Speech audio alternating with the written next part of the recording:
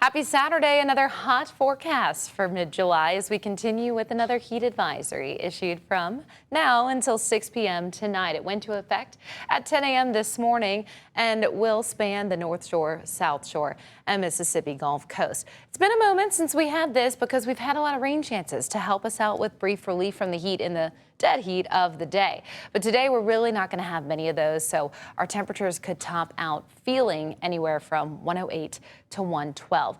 Now most spots are going to be below our standing record of 97 degrees, probably topping out right around 94 to 95, but our feels like temperatures will be 10 to 15 degrees higher. So if you do have to be outside for an extended period of time, please make sure you're drinking plenty of water.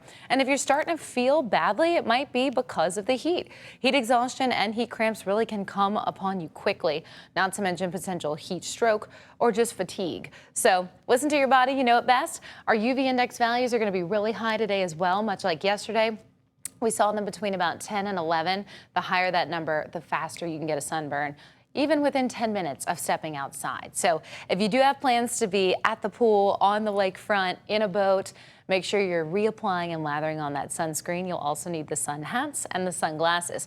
You'll notice our precision cast just does not show a lot of cloud cover either, so not getting a huge amount of relief from any breeze or overcast conditions. And we're really not going to have many storms popping up in our area. Maybe a couple more off to the east near the Mississippi or Alabama coastline, but I still think they'll be pretty tough to come by. A lot of times we're looking for those during the peak of daytime heating. That's just not going to be the case this weekend, and it's because we're dominated by a ridge of high pressure in the upper levels that's parked right over southeast Louisiana. So it's going to keep us dry and quiet for the weekend. We could have a couple rain chances starting off this week. Likely our best opportunity closer to Tuesday. And that's because gradually we'll start to watch this high pressure back away a little bit further north and west. And we're keeping a close eye on potential development in the Gulf. There's a low pressure system that at the moment is not super well organized, but the National Hurricane Center is officially highlighting this as Invest 91L. So you'll notice as we get into Monday and Tuesday, that ridge of high pressure is going to start to retreat and move back in again, keeping the low away from our area in terms of its potential center if it were to develop. Now, right now, there is no defined center. So this is a mid to upper level low that is not quite reaching the surface, but we are seeing a little bit of a sloppy, rainy forecast for parts of the Florida coastline near Tampa and Fort Myers.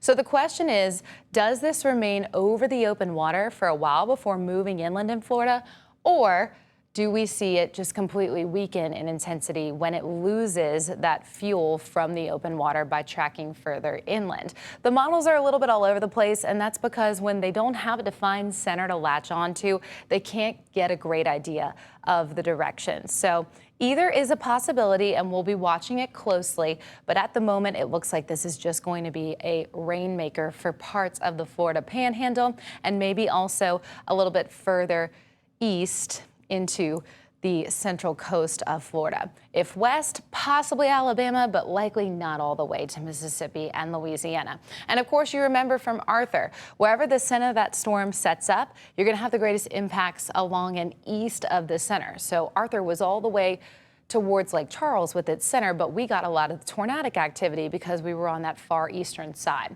So here's the moisture content as we head into the start of this week.